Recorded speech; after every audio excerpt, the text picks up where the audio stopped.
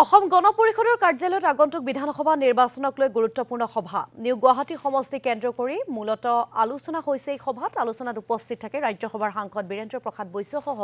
কেইবাগৰাকীও প্ৰাৰ্থিত্ব প্ৰত্যাশী আগন্তুক বিধানসভা নিৰ্বাচনত নিউ গুৱাহাটী সমষ্টিৰ পৰা অগপই নিজৰ প্ৰাৰ্থী প্ৰক্ষেপ কৰাৰ দাবী নেতা কৰ্মীসকলৰ নতুন গুৱাহাটী সমষ্টিত নিজৰ ভেটি সুদৃঢ় কৰাৰ লক্ষ্যৰে বুথ পৰ্যায়ৰ বিভিন্ন কৰ্মীসকলৰ সৈতেও আলোচনাত মিলিত হৈছে অগপৰ নেতৃবৰ্গ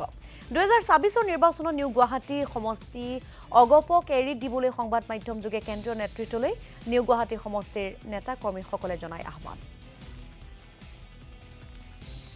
আমি নিউ গুৱাহাটী বিধান পৰিষদ দলে আজি আমাৰ বৰ্ধিত কাৰ্যনিৰ্বাহক সভা আজি অসম গণ পৰিষদ মুখ্য কাৰ্যালয়ত অনুষ্ঠিত কৰিছিলোঁ আৰু আপোনাৰ অসমৰ ৰাইজে সকলো জ্ঞাত যে বিগত যি আমাৰ অসম আন্দোলন হৈছিল তাৰ পৰা আমাৰ যি পূব গুৱাহাটী বিধান পৰিষদ আছিল এই পূব গুৱাহাটী বিধান পৰিষদ আমাৰ সদায় অসম গণ পৰিষদ দলৰ আছিল আৰু আমাৰ ইয়াতে সদায় দলীয় স্থিতি সবল হৈ আছিল অন্যতম দুৰ্গ বুলি আমাক কয় অসম গণ পৰিষদ দলৰ অন্যতম দুৰ্গ বুলি কয় আৰু এতিয়া বৰ্তমান এইটো নিউ গুৱাহাটী বিধান পৰিষদ হৈছে আমি মিত্ৰতা ধৰ্ম গ্ৰহণ কৰি আমি কেইবাবাৰো তেওঁলোকক এৰি দিছোঁ অসম ভাৰতীয় জনতা পাৰ্টি কিন্তু এই বছৰ আমি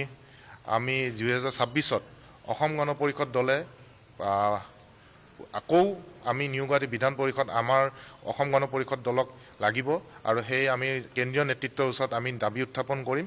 আমি কোনো কাৰণত এইটো এৰা ধৰা নকৰোঁ আমি কম্প্ৰমাইজ নকৰোঁ